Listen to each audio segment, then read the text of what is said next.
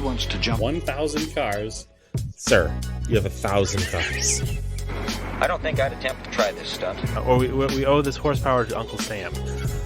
Too many cars. car. Roses would be... Like I put my beer belly on it. You can't immediately tell somebody how many cars you have. You'll really give those uppity yuppies something to think about. Stay on the bar. Don't go off the bar with your Bronco. 1980 Volvo horns. What's right? I want to have a man's coolant. And he's like, oh, I thought it'd be small. It's for a small car. And I'm like, yeah, but it's still an automatic transmission. They're never going to be light. It's definitely going to have to crash. Starting off with Brad buying another car. That's the West. Internet. Is this a Nigerian oil print? I also wish you drove a Camry. Anyways, Anyway, that's a horrible, very horrible podcast content. very Talking about a picture. inside joke.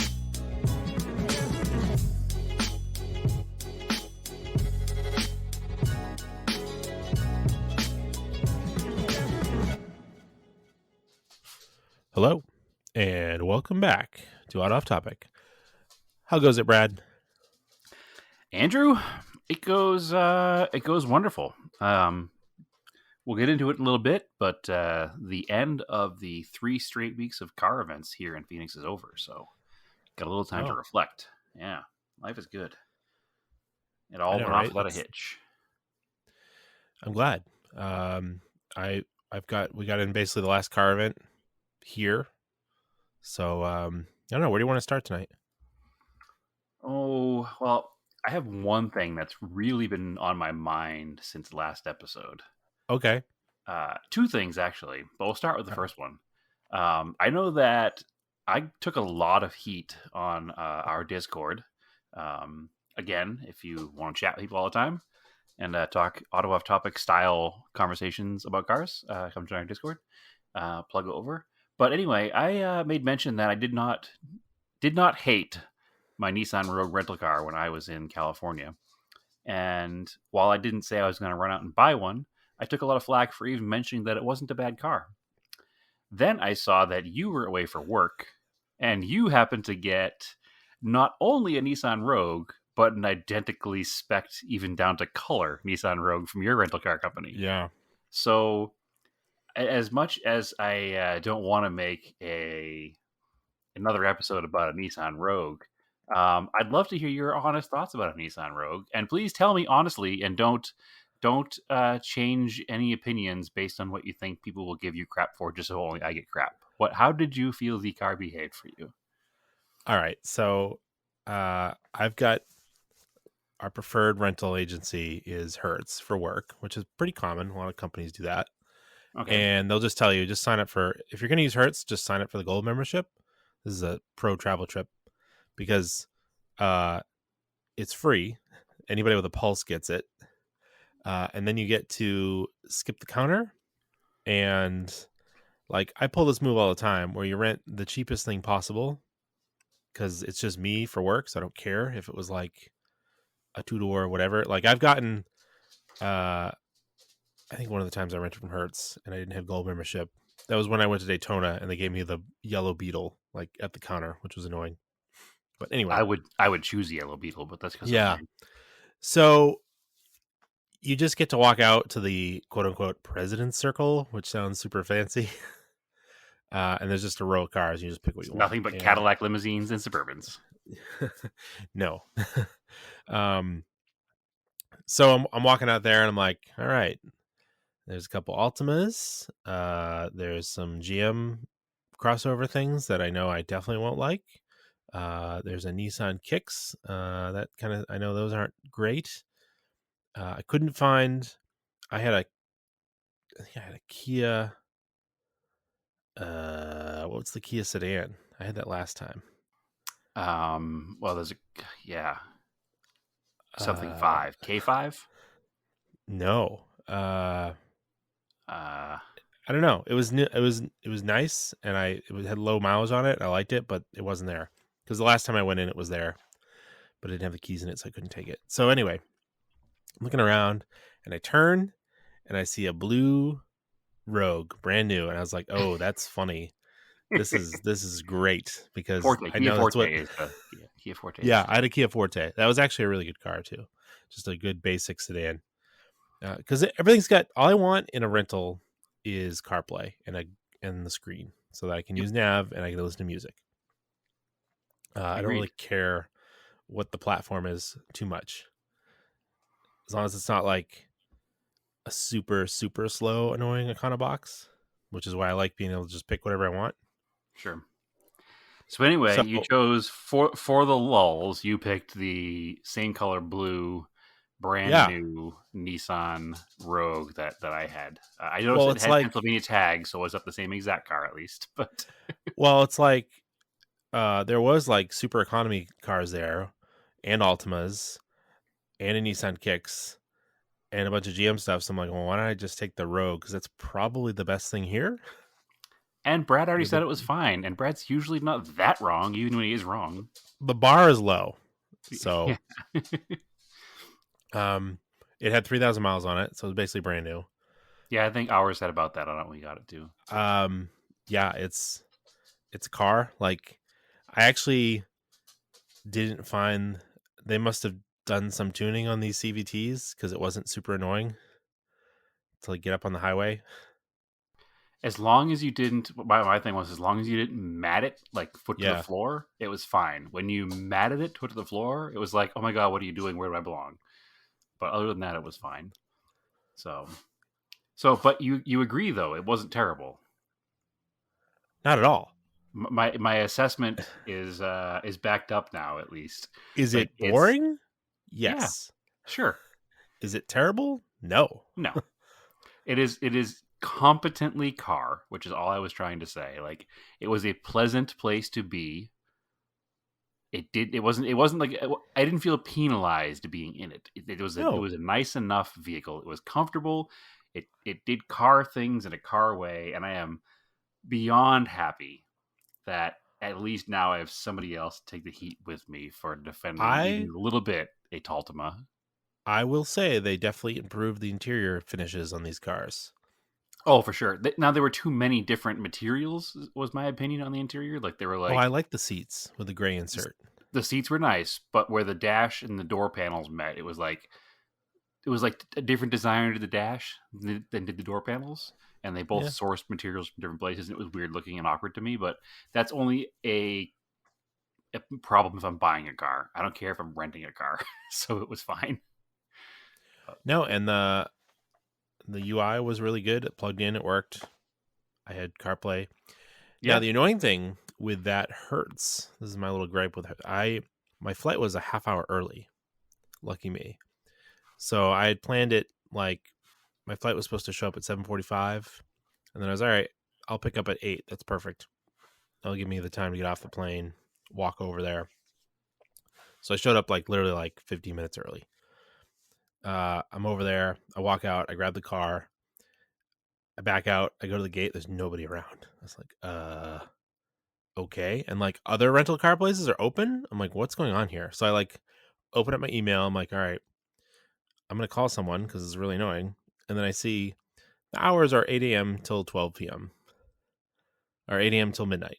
I'm like, all right, that's annoying. So I got to sit here for 15 minutes. 8 a.m.? 8 a.m. Okay. Well, you meant 8 p.m. when you were telling the story. No. Okay.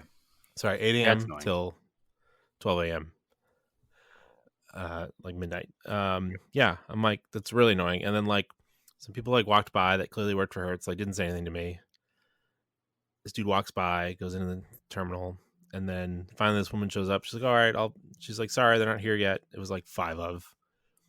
She's like, starts, getting me like, and all they do now is scan it. They don't even give you like, they like check your license, and I don't think they even ask for the credit card anymore. Like, scan the car, check your license. Don't even give you paperwork. It's all email, right? So it's funny. I had the opposite. We still got paperwork and credit card and license and all that stuff, and we booked it online. So, you got to join the gold. Maybe it's because you're the President's Club. Yeah, I'm telling you. And then, so I'm like, she's almost done, and the dude that walked by me, that come out of the terminal, is the like walks back like he's the dude that's gonna work in the booth. I'm like, really, bro? Like, come on. I mean, he's not on the clock. He's not getting paid. I know, but blame him. Yeah, like, I probably would have said hi. I'd be like, hey, I'll be right with you, or something along those lines. But yeah, I wouldn't expect him to help me yet. I know, but it was in like 5 minutes. It wasn't like I was there at 6 a.m. Sure, So. because he definitely wouldn't have been either. But 5 minutes just before like 8 might as well have been 6 in the morning minorly for him. annoying. But anyway, so I'm glad that you experienced the car, and I'm glad you could at least back me up in the fact that it's a competent vehicle. One thing I will say that surprises me on that is that it was a 3-cylinder turbo. Sure, I didn't notice. I didn't look. I didn't notice at all. I mean, I would stay away from purchasing a 3-cylinder car or even renting a 3-cylinder car, thinking it would be terrible. But I mean, it was totally fine. And maybe because my bar is so low for horsepower and speed that I don't care. But I was more concerned about it being like a buzzy, weird little 3-cylinder, and it wasn't. It was fine. Then I had a new Outlander next to me, like in a parking lot. I was like, oh yeah, these are the same vehicles. Yeah, pretty much. Same platform for sure.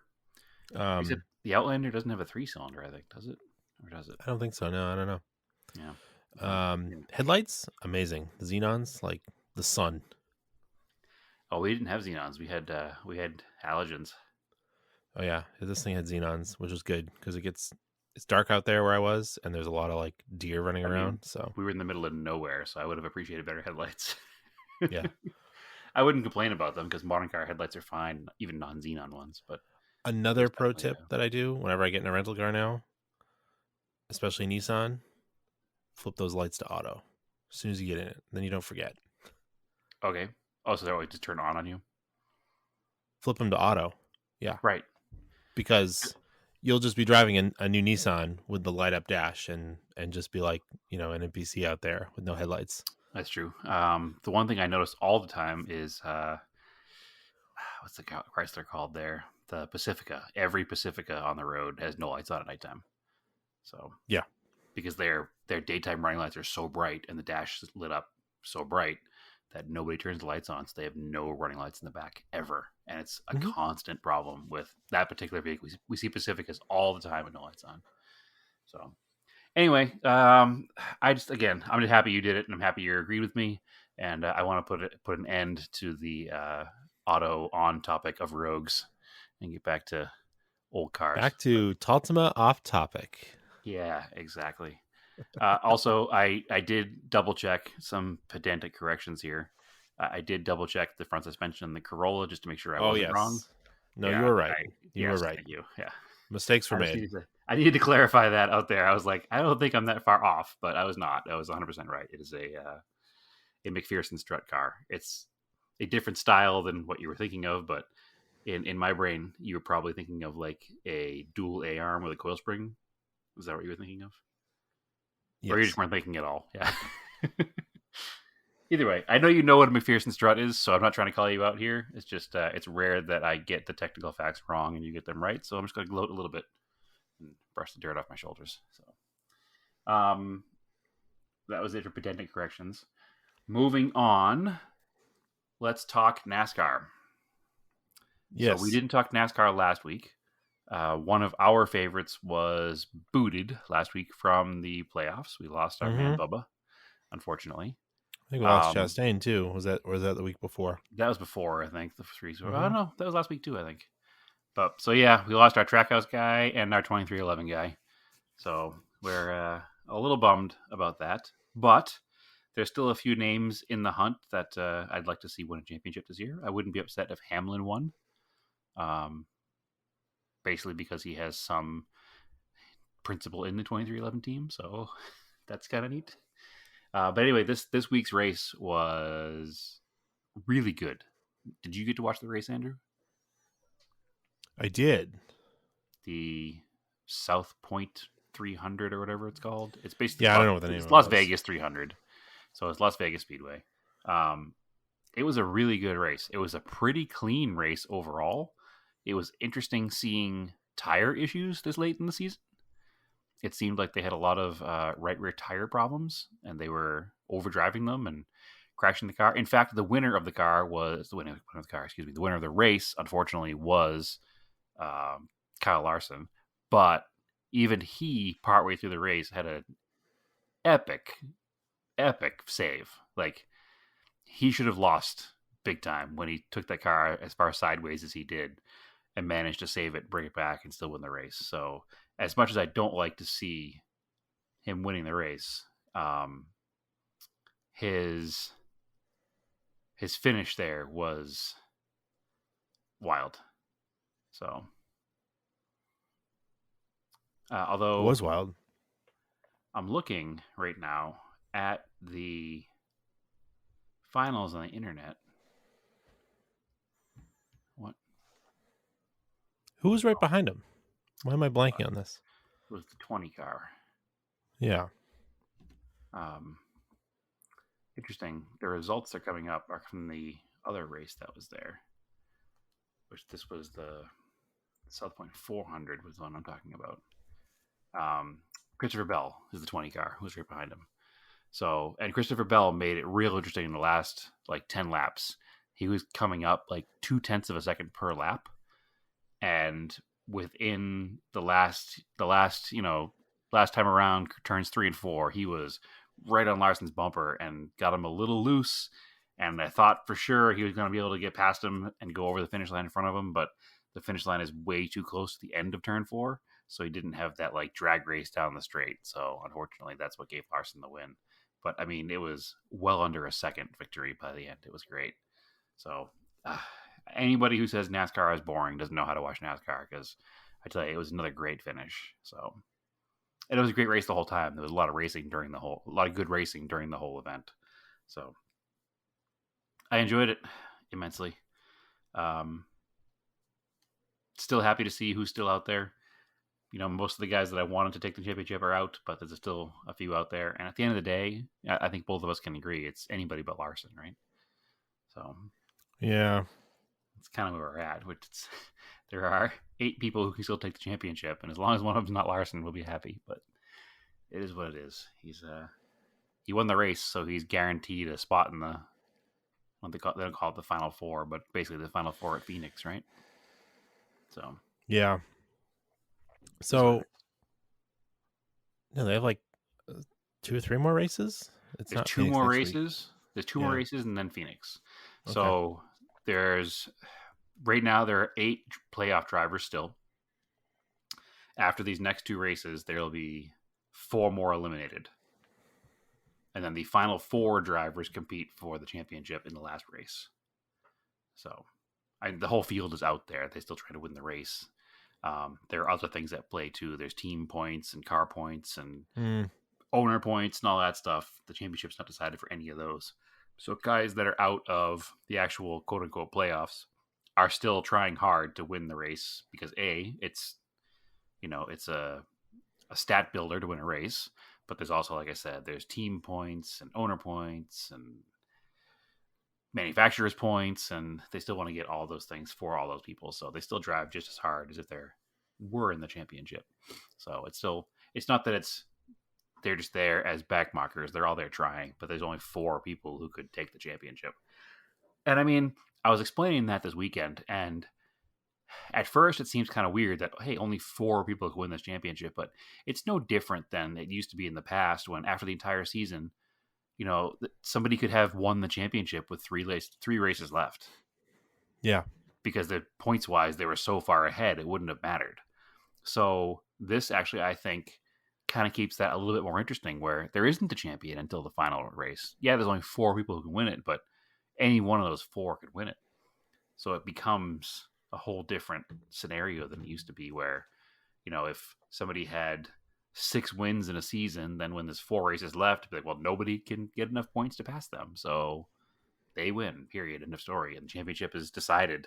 So I think this actually is, it's why they did it, to keep it more interesting, right? So Yeah. Anyway, it's wild. I enjoyed it. I'm again continuing to enjoy every single race this season, so keep going. So Homestead Miami is next week. Yeah. And then Martinsville, and then the championship here in Phoenix is in November. It's a pretty big spread of distance. Yeah, it is. Yeah. Right? So you'll Vegas to Miami. Martinsville, which is not as bad. Back to Phoenix. All the way over to Phoenix. Yeah. Weird. So.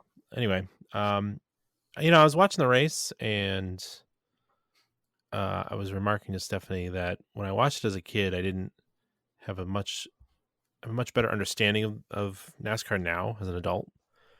Like watching, it's interesting to see how cars will do worse sometimes in the beginning of a race and vice versa.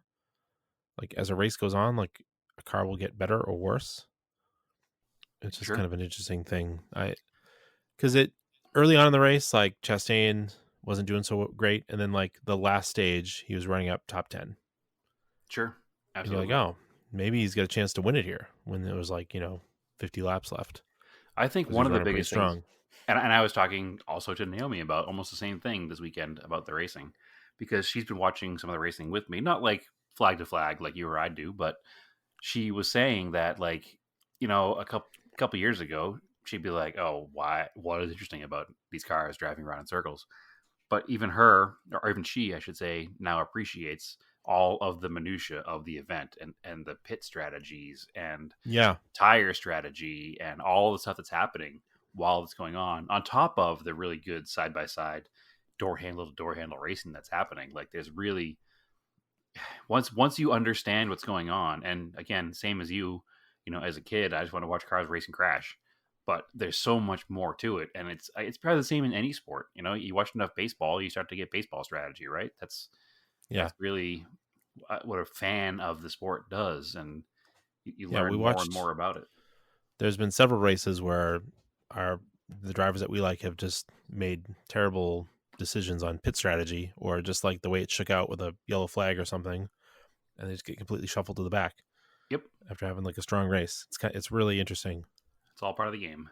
And they're still having a lot of trouble with like getting wheels tight, which is crazy after like 2 years.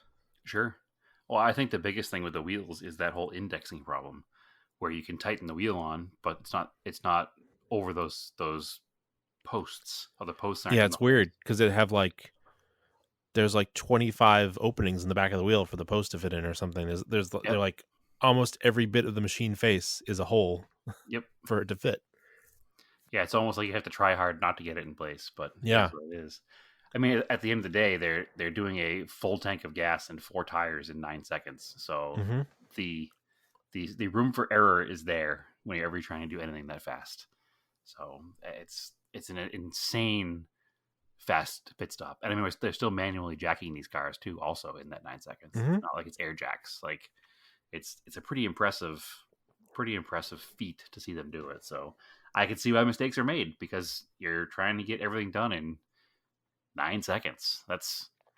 A 9.2 versus a 9.7 second pit stop is 4 or 5 positions leaving the pits.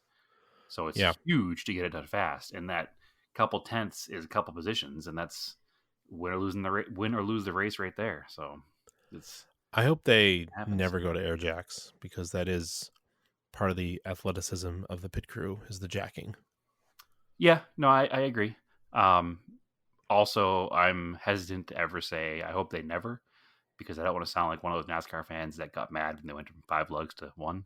So That didn't bother me that much, but it's like it's cool because it's, I don't know, it feels more of a team sport For sure. because they're like, the pit crew is much more integral For sure. because they haven't eliminated stuff. For sure. And I think that all the complaints about the 1 lug still being an issue and wheels falling off, I think all the people who complain about it forget that wheels used to fall off with 5 lugs too. So, because all it took was getting them a little cross-threaded, and once they got the temperature, they came off. So it's not a new thing. It's just a new way of doing it. So I think, they basically fixed the toe link thing. It seems far less fragile. You can still break them if you hit the wall, but it wasn't like but the first season of the new cars. Yeah, they were like, they'd break like constantly under like force, like side load. Yep. Nope. They fixed a lot of things with the car over the past 2 years of running it. So I think that most fans who aren't just going to be mad are probably better now with the changes the cars had. So, and most of the drivers are happier with it now too than they were at the beginning. The one thing I'm really looking forward to is the drivers of these cars getting better on road courses. Yeah. Just because it seems like they're having a hard time like learning the car on the road courses. It seems to be that there's a large spread of skill set on the road courses, and it used to be a lot tighter with the old car. So I think probably because some drivers have experience in other cars that are closer to these cars. So. We know the transaxle will last because they got like 21 hours out of the one. Yeah. Well, I think it made 21 hours before they swapped it. Mm-hmm. So that's pretty cool. That's not a weak point for sure. Anyway, there's 3 races left. If you haven't gotten into it now, you're probably not going to, but it's been very enjoyable, and I'm looking forward to the next 3 races. So I'm also looking forward to the off season, so I don't have to watch a race every Sunday, because I realized like how addicted I've become to it this year. Like I think it was last week we were out of town for the Williams show, and we came back on Sunday, but then we had like a family party to go to and the whole stuff. But I remember we're going somewhere else, and Naomi was like, "Do you want me to drive?" And I was like, "Yes," because I want to watch the race from the passenger seat. So I was like watching the race on my phone. Like that's how addicted I've become to it this season. I want to take it in as soon as I can. So I'm actually looking forward to the off season. Did you watch Petit Le Mans? I did not. That was Saturday. Yeah, I had Saturday was. We'll get into it in a bit, but it was prep for an event all day and go to the event all evening. So. Yeah, it was that was a pretty good race with a lot of because the GTP, it's the new prototypes for this year, the championship had not been decided going into the race. And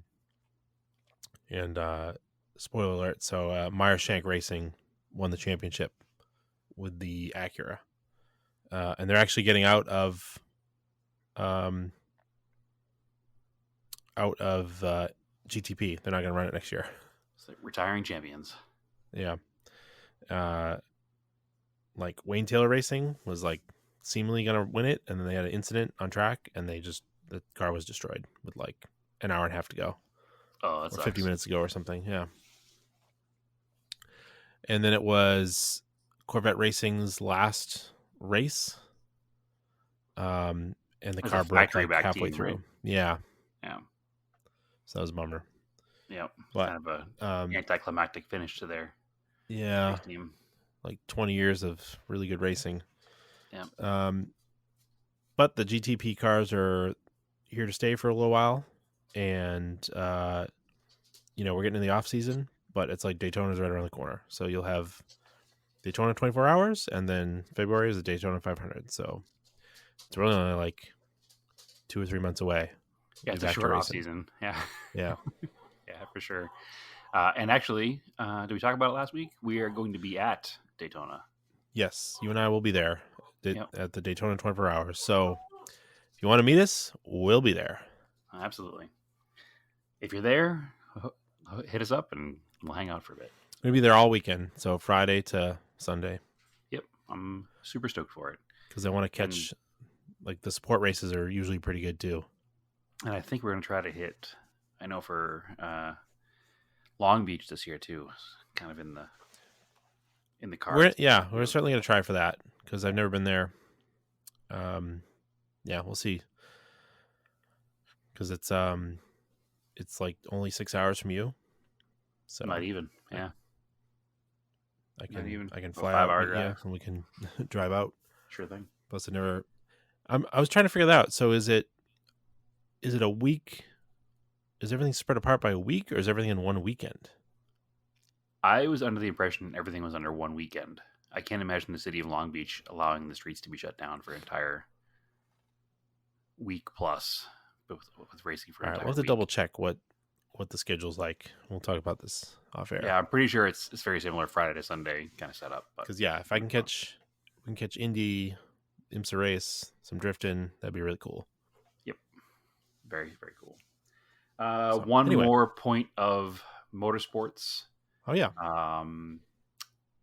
Good friend of the podcast, Rally Santiago is his Instagram name, I think, correct? Or Rally Santi? No, I'm gonna be. Which is it? Rally Santi or Rally Santiago?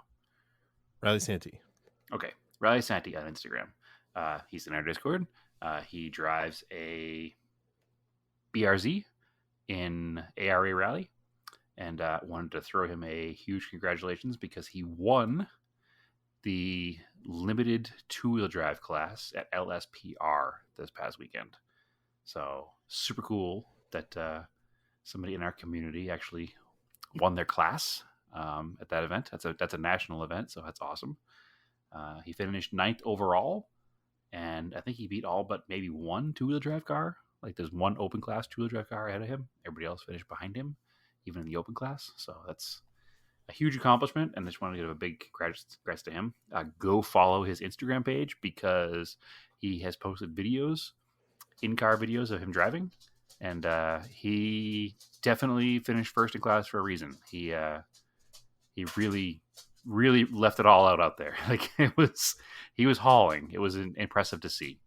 So I would highly recommend following his page and following his rally antics and shooting him a congratulations for finishing first in class. So didn't want to let our little motorsports talk finish without a little conversation about that. So big props to him. So anyway, moving on. Yeah. What did you prep for all day? This past Saturday, was the inaugural Radwood Southwest, aka Radwood Phoenix. We've been talking about it for quite some time, and it finally happened. And I will say that this was the most fun I've had at a Radwood in the last few Radwood events I've been to. And I don't know if that's because it was so many people that I knew because it was a home event, or if it was just the fact that it was at nighttime, so it was kind of a different vibe with like the sunset going on, or the fact that they had a drift demo right off the car show, or the fact that in the adjacent lot across from the standard parking section there was a full-on drift event going on. So I don't know, it just seemed like there was a lot going on, lots of people there, seemingly, again, being a home event. It was kind of like going to the Boston event where it's like you just spend the whole day talking to people before you know it's over. But it was a great event, and huge props to Art and Warren for listening to a few of us locals and taking some of our advice and hooking up with some of the people they needed to get some pretty epic cars there. Because while it wasn't the largest Radwood event by any means, it was as far as car quality goes, it was pretty high up there. So cool. There was some real nice stuff. So I decided I was going to bring the Mercor. Quick question. Answer. How far out is the Radford School from downtown see, now Phoenix, or? This I think is the problem. Okay. It's about a half hour from everything. But okay, now a half hour from everything doesn't sound bad. No, it doesn't. Not in Phoenix. I mean, what's a half hour? 50 miles out there? But it's a half hour in the middle of nowhere. So there's nothing in between anything and the racetrack. Okay. It's way out on the 10. Between what? Heading towards LA? Yeah, you'd be heading west, I think. Okay. Maybe I'm wrong. I don't even remember anymore. I'm bad with directions, Andrew. Yeah. You know that I know. now. So you're asking the wrong person. I got the 10, and I went a direction on the 10. Yeah. You're either heading towards New Mexico or you're heading towards LA. Right. So let's see. I'm going to pull the map up because right now I honestly don't know which way I went. I'm curious. I don't know where it is. Is this what Phoenix International? Is that what it is? It's not the same as the NASCAR track. Not PIR, no. Okay, so I was wrong. You're heading towards Mexico. Okay. So, New Mexico. Yes. And eventually, 10 goes kind of south. Yeah. Kind of southeast, but yes, you're heading towards New Mexico. So it's the opposite way. It's almost dead south out of Phoenix because the way the 10 comes across, it goes sort of towards Tucson. It goes to Tucson, not sort of towards Tucson. So the 10 goes across to California, but then in Phoenix it makes a hard right almost and goes down to Tucson. So the track is about a half hour outside of it's about a half hour outside of where I am in Phoenix. I can tell you that. And then it's probably That's not that bad. It's not that bad, but you have to You're, understand like, the Phoenix North mentality. Phoenix. You have to understand the Phoenix mentality, though. Like, That's far for people in Phoenix. it's far. A half hour is far. It is. We have every block has repeating businesses. Like, yes. if you want to go to a Wendy's, you can go to a Wendy's in your neighborhood because there's going to be one. Now, I'm not encouraging people to go to Wendy's. I'm just saying that's how it's laid out here. Because it was laid out in a grid, everything's within 5 minutes of your house. Yeah. I understand that from visiting there now a bunch of times. Yeah. You're like, oh, I don't need to drive a half hour away because the Target is only 5 minutes away. Like, it has to be no a matter really where you special are. store. There's a Target in 5 minutes. So driving a half hour becomes a lot. And then driving a half hour outside of everything becomes a lot. And actually, it's probably more like 45 minutes from my house, not a half hour, because I didn't come from my house to go there. We had another child's birthday party to go to this weekend that was already on the way out that way. So these kids and birthdays today, come on. It's funny. I talk to Naomi about it all the time. Like, I grew up with me and my sister, and that was pretty much it. We had some cousins that were like older, one cousin who's similar, but all of her, she's got like 1,000 nieces and nephews that were always at birthday parties for, it seems. So anyway, I enjoy it. It's fine. It's just funny and different to me from being what I grew up with. But yeah. All right, let's consolidate it then. Tell them to consolidate.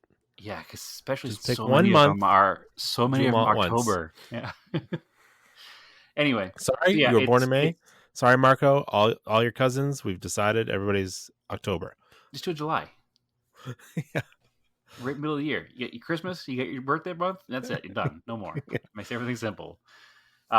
Anyway, so it's southeast of the city, but you're going on 10 east to get there. So you are correct. It makes it so it's a little bit closer to Tucson, I guess. It's still probably a couple hours from Tucson, but it's closer than if it was on the other side of Phoenix. My question, though, is I wondered if it would be more popular elsewhere.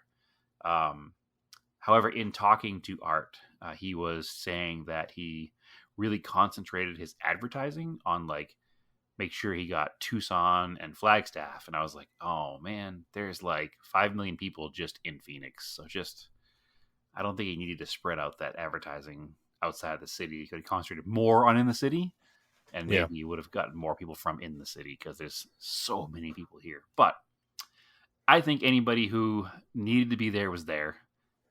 As far as car quality went, I think that the car count being down was fine based on the quality of what showed up, and not just in the Radwood Royalty section, but even in the regular car show, there was some really nice stuff. I mean, we did laugh because a big portion of the Radwood Royalty section was just the Ron, Mike, Brad, and Tyson show.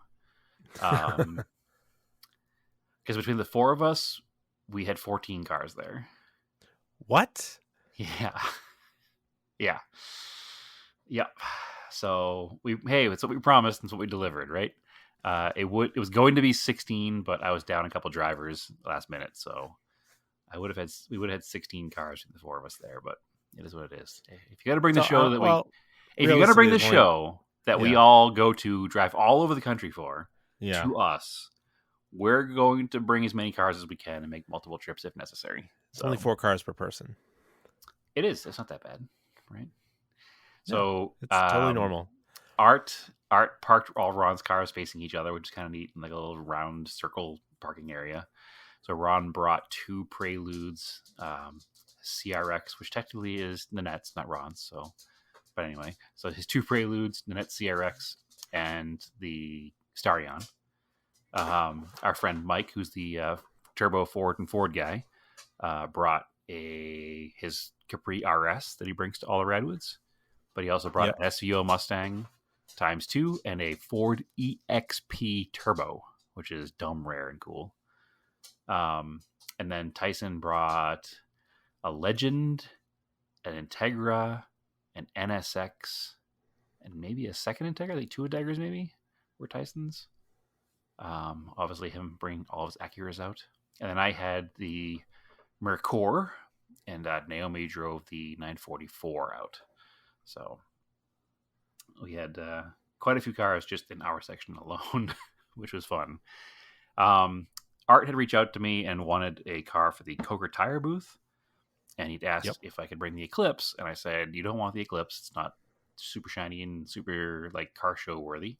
I was like, but I'll gladly bring out the Mercor. But it's going to require me changing out the wheels because it has 18s on it that are entirely too big for the car. And he was like, that's cool. Can you get it done in time? And I was like, probably. So I did. I don't know why I waited so long, but I didn't touch it until Thursday night. I decided to clean the wheels. So cleaned the wheels Thursday night, got them all ready to go. Unburied the car Friday night because it hadn't moved in, I don't know, since before summer started. So it was all covered up and put away for summer storage. Got that out Friday night, swapped the wheels on Friday night, and then panicked because I didn't have lug nuts. I'd gone out and bought lug nuts, anticipating the aftermarket wheels would have like an aftermarket style lug nut that wouldn't work on the factory wheel. Thankfully, they did, because the lug nuts I bought were the correct thread pitch, but the lug nuts were too small for the lug holes. And when you tightened them up, they just went right through the wheels and right to the hub. So that didn't help. I managed to put 3 lugs on each wheel because the aftermarket wheels had locks on them that were even a smaller diameter than the ones that I bought. So they didn't fit either. So I had to scramble on Saturday morning. Had to get up nice and early because the car had literally been sitting for, like I said, probably 5 months. And clean the car, run to the store, find more lug nuts that fit. Now, my nervousness was that I needed a lug nut that was wider to fit the base of the wheel, but wasn't too tall because it also had to fit under a center cap. So I was afraid that, a closed end conical style lug nut was going to be too tall. But thankfully it was not. So Saturday started at I got up before 7, and before I left. That's early for you. That's early for me. Yes, we should. Yeah, I need to it's acknowledge not, that. My work day starts at 7 now, so it's really not, but that's fine. It's early for me 10 years ago. It's not early for me anymore. Anyway, so I was up before 7, get everything working on the car, ran out, bought the lug nuts, washed the 944 real quick because it was also dirty. Managed to not only buff the entire Mercor, but also polish the Mercor and clean the interior before 12:30 in the afternoon to go to the kid's birthday party. Nice. So now here's the next nervousness factor. I have to drive this car from my house to this party and then to the Radwood event. And these tires, I've never driven a mile on. And they were not new. They're date coded 11 years ago. So that's all right. You're changing them out. I mean, they looked fine. They weren't. There were no cracks on them. They aren't super hard. Brad, they seem to be pliable. You're not doing pulls in a thing. You're not gonna die. You're fine. No, but I mean the speed limit out here is 65, 75 miles an hour, so you're moving along pretty good in these old tires. So I was a little nervous, but I will say the tires made it. So I'm not going to drive across country on these tires. They're going to be changed out sooner than later. But it enabled me to get to the show. It enabled me to see the car with the factory wheels on it. I spent a ton of time. I spent a ton of time cleaning them. A ton of time. I spent an entire evening after work, from 4 o'clock till midnight cleaning 4 wheels. It took forever because they were very dingy. But they came out half decent. They don't hold up to super close scrutiny because a lot of the paint is peeling off. But overall, they look really good in the car. And I like the look of the fake BBS wheels that were on there, but not the diameter. Fun fact. The center caps of the fake BBS wheels and the center caps of the factory mesh wheels, the pattern is identical. Identical. Weird. you can literally place the BBS center cap in the factory mesh pattern, and all of the lines line up. Like, it won't. There's no way to like hold it in place on the wheel, but it lines up perfectly. So the design is exactly the same. So it doesn't have the 3-piece look that the fake BBS did, but I mean, there's some shame in running on some 48-pound fake BBSs, right? So, Yeah. The car does drive nicer on the correct size wheels. It's a significant size difference. The fake BBS wheels are 18 by 8s, and they were on a 215/35 or 205/35 tire, which is nothing for a tire. That's like a rubber band. And I went down from the 18 by 8 to a 15 by 5.5. Yep. So that's like a baby in comparison. But the wheels, the factory wheels, probably with tires, probably weigh 20 pounds less per than those big Chinese fake BBSs do. They were so heavy, it was ridiculous. I couldn't believe how heavy they were taking them off the car. Like, it was a lot of work. So the car drives significantly nicer. Significantly, like, it's a whole different car. I talked about how much the tires made a change for me in the Porsche. I mean, the tires and wheels on this made a huge difference in the drivability of the car. It also doesn't now rub on every turn and every bump. Yeah. Because it's factory sized. Did it fix the boost issue? It did not fix the boost issue, but aforementioned close friend and Turbo Ford fan was looking at the vehicle, and he said, "Why is there a manual boost controller?" And I was like, Yeah. I don't know, because it came with it. Yeah. I was like, my assumption is whatever controlled the boost factory is not here. And he said, well, it's not supposed to have anything. It's just supposed to go, the vacuum line should just go right to the wastegate. He's like, Okay. the turbo's fair. not capable of producing enough boost to need to be controlled. Like, just unplug that thing and plug it directly in the turbo, at the wastegate. I was like, are you sure? And he's like, 100% sure. That's how all my cars run. I was like, oh, okay. So I haven't done it yet because this was just Saturday. And Was this Michael? Yes. Yeah. Yeah. So that's this week's plan. I haven't put the car away yet. I'm going to go do that and do a couple pulls in it and see how it works. Because after telling him exactly what it's doing, his assumption is that that cheap boost controller is probably not holding boost properly. That's possible. It's I just can see doing that. weird. It's just doing weird things. So I'm not 100% convinced, only because of that issue I had where occasionally it just smokes out the back of the car. So we'll see. I still think it's probably a bad turbo, but either way, it's step one is trying to find out what kind of boost it's making. So Well, that's what I was trying to tell you was grab a manual gauge and just yep. No, close it 100%. in. I have it saved in my Amazon to do it. I haven't bought the part yet. Again, it was summertime and the car got parked, and it was just, I didn't even think about it. I honestly, other than walking by it when I was going to mow the lawn, forgot it existed. So that was kind of this whole summer's plan with the car, was not even worry about it. I concentrated on the Corolla so much that I didn't even think about it. So anyway, yeah, unfortunately, I lost my two of my three drivers the day before the event.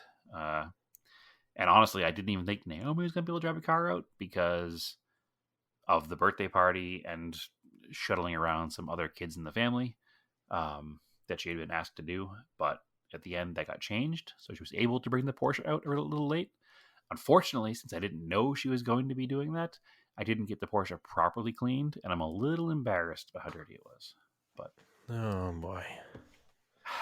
listen, I have this, like, it's my thing. Like, I'm really good at keeping cars nice and clean, and I drove that car all summer, and I haven't given it much love other than washing it. So it was starting to get faded again from the sun because it's Phoenix, and I hadn't been maintaining it. So I had a little bit of paint fade more than I liked. So it's funny because I wasn't going to have her bring it because of that, and then Ron was like, "Why do you only have one car here?" So I told him my tale of woe of drivers having to back out for various reasons. Yeah. And he's like, so Naomi's coming? And I was like, yeah. Well, what's she driving? I was like, she's going to drive her car and she's going to park out in the spectator lot. He's like, absolutely not. I was like, no, what happened. That's what's happening. She's like, no, have her bring the damn car. And I was like, no, it's fine. And he's like, no, have her bring the damn car. So he peer pressured me So also he peer pressured me, and I told him the car was dirty, and he said he'd help me clean it when I got there, which turned out wasn't true, but that's beside the point. But he peer pressured me to the level where I was pretty sure he was just going to call her and tell her to bring the car if I didn't. So I figured I probably should. So I called her, and she was like, yeah, 100% I'll drive the car. Obviously, I like driving the car. So she brought the car out. Also, she said that the tires made a huge improvement over the old tires as well. So it's not just me. Yeah, so the car was there. Did it look great? I don't think it did. Parked it in the back, and it is what it is. I was considering bringing it to the November event in LA just to make up for it and have it all clean for that event, but we'll see what happens. Okay. Yeah, I'm sure everybody noticed, and they all hate you now. You know why everybody noticed? And you're Because banned from Radwood. I brought it up to everybody because I was so embarrassed by it. I had to let them know it's not how it normally looks. So anyway, Radisson show was, I think I talked about it in the podcast before. I met Michael Carpenter he runs IDR Racing, Italian Design Racing. They're IDR 87 on Instagram. He brought out the LM002 Lamborghini towing a Koenig Special 328 Ferrari Turbo, and won Radisson show handily. So that was super cool for him to bring that out. Another friend of the show, Tim, has a couple RX-7s. He's got an FD and an SA, and he won Raddest Import. I think it was Raddest Import with his immaculate blue 79 or 80 RX-7 SA. Super cool car, like 100% original right down to the paint. It's as nice as my father's FB is. Like, it's a super nice car.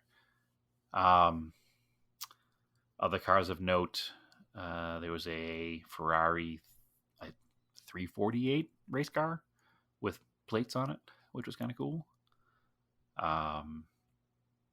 There was a showroom fresh, like legitimately showroom fresh, 1998 Ford Contour SVT with a 5-speed that won Raddest Domestic, because it was, when was the last time you saw one of those? That was nice. Like, and especially this nice. Fred Christian, who's a big Cressida guy out here, had finished his wagon in time, and he has an immaculate, like almost 100-point restored 86 Cressida station wagon. That was super cool to see out there. I mean, Instagram name Rogue Montero brought out his Pajero Evo. Mm-hmm. And he parked it up with our friend Josh from Adventure Driven Design and our other Montero friend Evan Martin, and they all had a little corner of the lot parked up to themselves. Super rad time. I mean, it's the venue's cool. It was at Radford Racing School. They were super stoked to have us there. It's super low risk, I think, for Radwood to be there, because I'm pretty sure that Haggerty owns all of these entities. So it probably didn't cost them anything to have it there either, which is probably a big reason that it was there. So if they don't own Radford Racing School, they're definitely a huge partner with Radford Racing School. I know that at least. So yeah, it was a good time. I hope they do it again next year. In talking to Art when I was leaving, it seems like hopefully they will. Maybe a little bit later in the year, only because October is such a hit or miss time in Phoenix. It can still be 110 degrees. And it was like at 2:00 in the afternoon, which probably also stopped a few people from coming out. I think if the event was in December or January, I think we might have had a bigger attendance from people who wanted to come out with old cars without AC. So again, having it at night was key, because obviously it cools off here, and it was like 80 degrees by the end of the event, and it was a gorgeous night.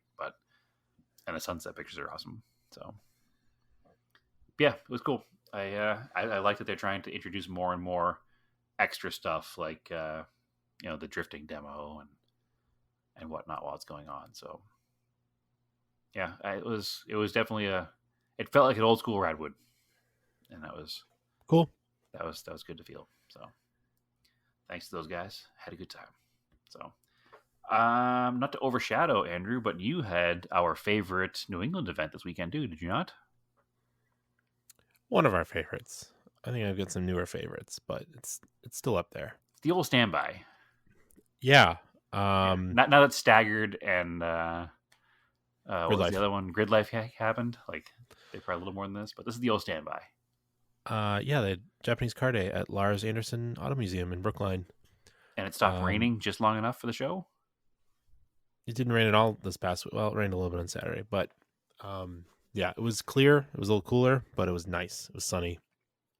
And a bunch of our local friends who are also on the Discord came by. You know, Chris brought like 3 of his cars, the Delica, the Chariot, the Repu. Excellent. They were 3 cars? Wow. Fancy man. Yeah. Scott, the stylist guy, brought his stylus out because it's Japanese. That's all he's got. I noticed that, well, it's not all he has. All he has is Japanese. I noticed that he left his hood closed and didn't put his sign out in front, and now I feel legitimately bad. Did. Yeah. I legitimately bad. I feel like it's entirely my fault that I've sucked all the fun out of this man's life. And different type of crowd. I apologize greatly for cyberbullying him into not opening his hood and not putting his There's sign plenty up of people with open hoods there. Some cars were really, really nice engines. Others were like, okay, you could just close that. Yeah, for sure. And then our other friend Jordan, his Datsun pickup. Oh, excellent. Which had the hood up because it has a really cool engine. So see, now that's, again, I agree with having the hood up on vehicles with really cool engine bays, and that is definitely a cool engine bay with his twin side draft carbs and his detail painted everything. So yep, definitely rad. And I brought the G20 because it was available and easy. Sure. And it is shined up now, and it looks good. And it's a crowd pleaser, honestly. Like, people like that car, especially with the Moret headlights. There was a lot of people into it. I was surprised. Yeah, and it was funny. Just randomly, there's this show car Subaru GC Coupe that I've seen at like Staggered and Grid Life parked next to me. Also has Moret headlights. Yeah, and those are only like 2 of the like 4 cars that Moret headlights are even available for that were sold in the U.S. market. Yeah. It really throws people off with the G20 because they're like, what is that car? Because it's not even a alternate model headlights. It's just a random tuning company from Spain. Oh, they're super cool. I mean, it makes the car awesome. So I get it. I swapped the black 8 spokes back onto it. Excellent. They're more of a like JDM wheel. More of a show wheel, I guess. Yeah. Also, the tires you wanted to not fall apart in the way there. Yeah, I'll get to that. Project car updates, I guess. Yeah, it was fun. There was so many people. Like we left a little bit late, and we were almost not there in time to get in. So the show starts at 9, and it was like filled at like 8:55. Yeah, I heard they were turning cars away at 9, even cars that are pre-registered, which is a bit of a bummer. I think that, so when that show first started, there was a fear. We would carry that show. Yeah. Well, there was a fear that it wouldn't be able to sustain the amount of cars needed, so there were no cutoffs and no rules. I really think that they might need to think about instituting some kind of a pre-registered only, either pre-reg only, or I don't want to be a huge like spoiler here, but like maybe a pre-05 rule or something. It needs something to, I don't know. It needs something. Because every year there's like 4 bone stock brand new Honda Accords too, for some reason, which take a space. No, there wasn't this year. No, it used to be the issue, no, but no. It was all show car stuff. The whole like 350Z, 300ZX like crew rolled in like right as I was rolling in. Sure. Whatever. I mean, 05 wouldn't cut those guys out though. They the show used to be carried by the Datsun Club, so Yep, and then it transitioned to like us and our friends. Yeah. So, but no, it's always been a great time. I always enjoy it. I do like supporting that museum. I'm bummed I haven't been there to see the rally car exhibit. There's some super clean cars that, again, you're like, where are these cars? Like, I never see them Like, Yeah. there's a bunch of cars I've seen. There's a bunch of cars I've never seen. So Yeah, from the few it's- pictures I saw, everything looked pretty amazing. So yeah, it's always been one There of my was this- favorite local events out there. yeah. There was like just a couple super clean like 8086s that I'd never seen before.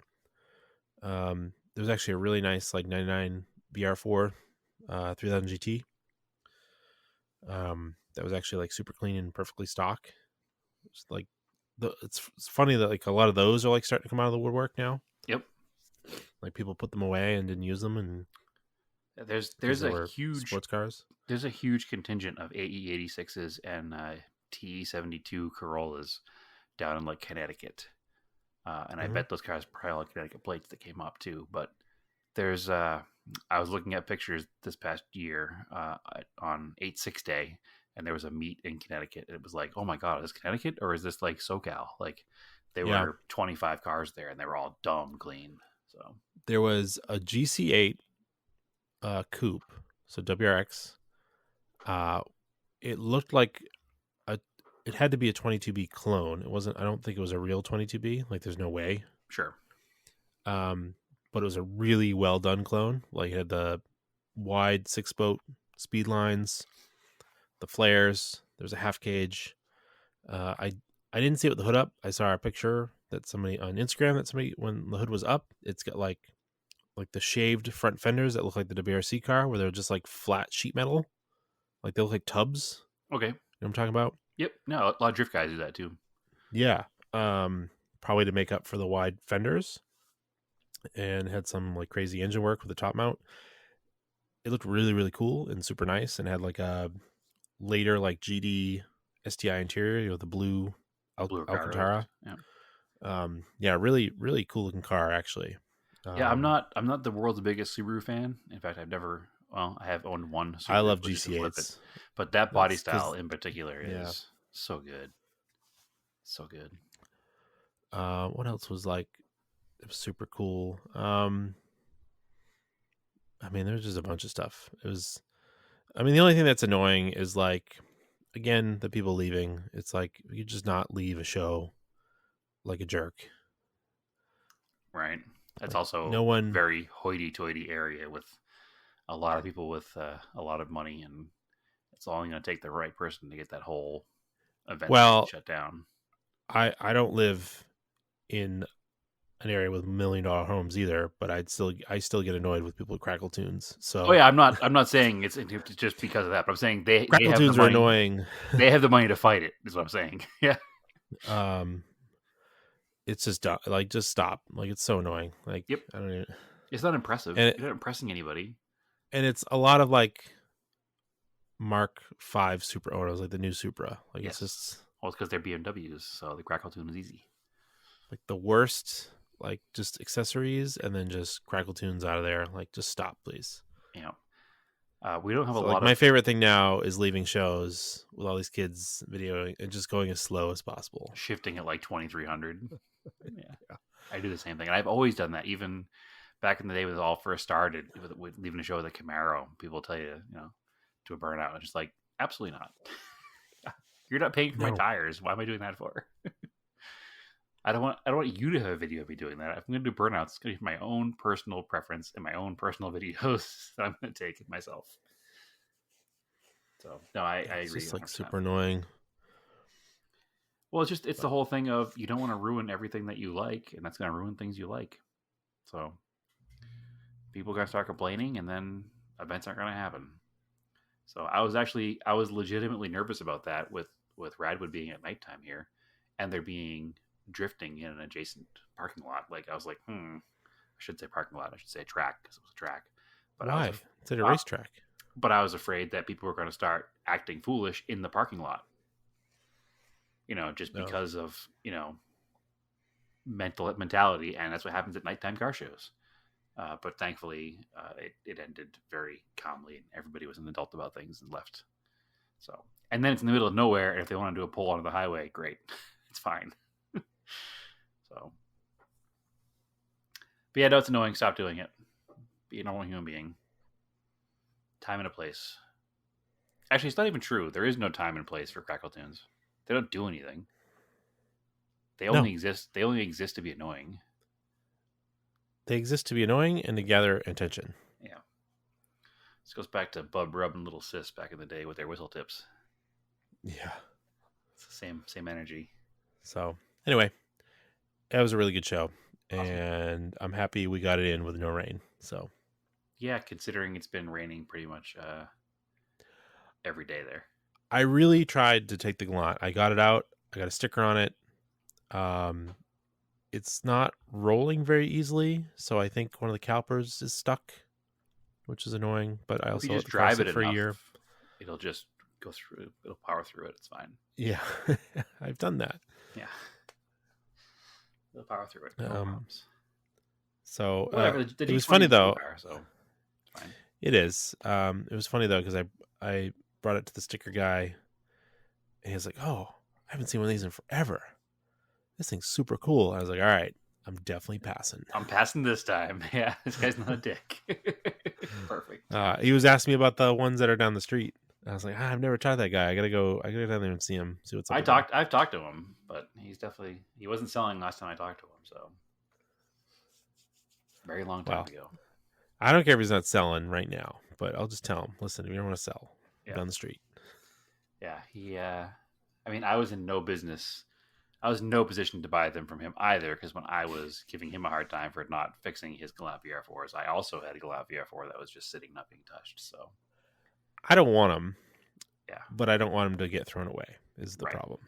Yeah, like me and old Colts. So, anyway, speaking of which, actually, real quick subject change. My old Galant is almost back together. So is it almost back together? I saw he just had the engine out. I actually saw Brad. The engine's out, and he's got all the machine work's all done, and it just needs to be assembled and put back together. But like, it's all been cleaned up, and it's all ready to go. I don't know if that's like almost ready to go back together, but yeah. But it's a lot further along than it was when I had it. Put it that way. I actually saw him he was there at Japanese Car Day. Oh, was he? Excellent. Yep. So was Jeremy Nutt, but he didn't have his Talon done yet. So excellent. Anyway, but yeah, Project Car updates. I did mine already, so it's only you.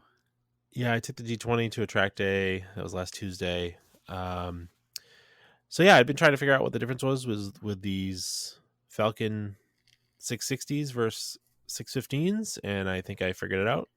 They are considerably softer. I ran a lot faster in the second session. Got them up to temp. I was like really hustling some laps, and I completely roasted the left front tire. Interesting. Like destroy. Like I could probably. I'm looking at it because I took them off. I'm like, all right, I could throw it on the rear because it won't really. It might not put as much pressure on it. Okay. And, just Thompson has a lot of right hand turns. Sure. I was going to ask if it's a lot of right hand turn heavy track. Yep, and just being a front wheel drive, you're just late braking, putting a lot of weight on that outside front tire as you're turning, and it just ruined it. So several people are like, "Oh, they like more pressure." I'm like, "Well, I was running pretty high pressure." So, and then I've heard some other people say that they aren't good for front wheel drive cars. So I'm like, well, maybe that's the problem. I should run more negative camber. I can't. Car's just camber limited, unfortunately. Yeah. I've got the max. I've already got the Cusco arms that adjust it the most it can go. So I could run some more in the rear by putting like the camber bolts because it's got struts. Sure. Because I did notice when I took off the rear tires, the inside of the rear tires was basically brand new. Interesting. Like they hadn't been touching. So, I will probably go back to 615s. I mean, just for longevity's sake, you're not setting records and winning races here, so you might as well use a tire that lasts longer. They last longer. They're like, if I was doing like a time attack, the 660s, but it wasn't clear from any of the marketing or any of the stuff on Tire Rack what the actual difference was because the tread wear was the same.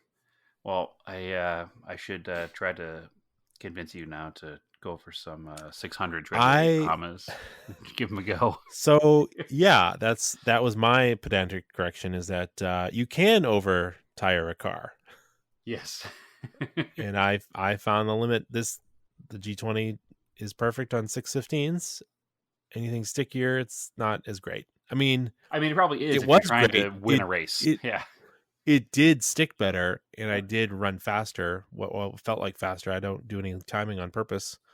Yeah, if you were doing a time attack, it would be the better choice of a tire. It would be. But my tire budget is to buy one set a year. Right. And I've nearly destroyed this set in 2 events. 8 sessions, which is not great. No. Thankfully, though, it's the end of the year, so. Yeah, and I'll get a few more out of them at the beginning of next year, and then I'll buy some new ones. It's whatever. That's the part of the game. When you want to do track days, your tires are consumable. So yep, you just try to spread it out a little bit more. Nope, I get it. I certainly have a hard time with tires myself, so I get you. Well, it's either that or they age out. I either wear them out so fast or they age out, right? It's like, well, most of the tires on my street cars, which all my cars are street cars, they age out before they wear out. So yeah, I very rarely wear out tires. Like I probably have to put tires in the Colt next year because I put them on the car when I bought it. And what was that? 2014. And what I would do with the black 8 spokes when I wear the Zenuses out that are on them just from driving, because they're definitely heat cycled out, but they're fine for driving around the street. I will go back to some Yoko Flavas for that. Yep. Because they're much those longer are wear really for the good. Yeah. Yeah, for 300 tread wear, those are like a really good tire. Yep. Excellent. I wish they made those in 14s. Yeah, I know, it's kind of a bummer. Yeah. Well, that's I can do a quick back to my earlier conversation. The Mercor was in the Coker Tire booth because Coker Tire is trying to get into the 80s, 90s car market because they don't have much for that. So they were, one of the things they were doing at the show is they were walking around all of the stockish looking cars and they were writing down tire sizes. Yeah. Trying to get themselves like 14s familiar with more common sizes for cars that are coming up in the world. So 14s are nearly impossible to get because you're limited to like Chinese tires. I am very aware. Thankfully, I can get Falcon 615s, but that's about it. It's either 615s, Chinese tires, or like full on RCOPs.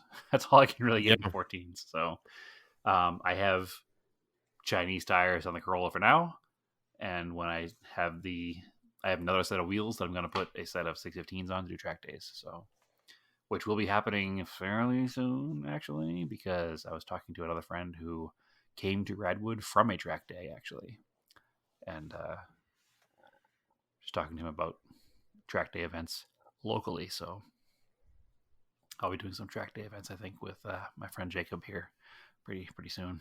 So anyway, that's all. Yep. Cool. Episode in the books. It is an episode. I think that was it. That was all I had. I got nothing left. You wanted to talk about you're setting up a thing for Scale Autocast? I did. Scale Autocast, our on again, off again thought process, but actual active Instagram page.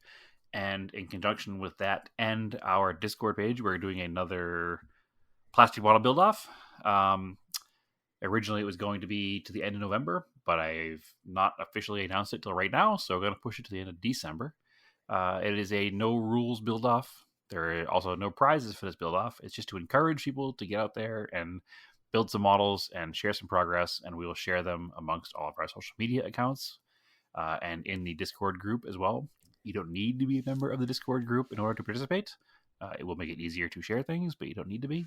So look out for a post all across our social media platforms announcing what's happening with that. and going from there. I'm hoping we can encourage some people to build some models because it's a hobby that you and I both love and hate and love to hate at the same time.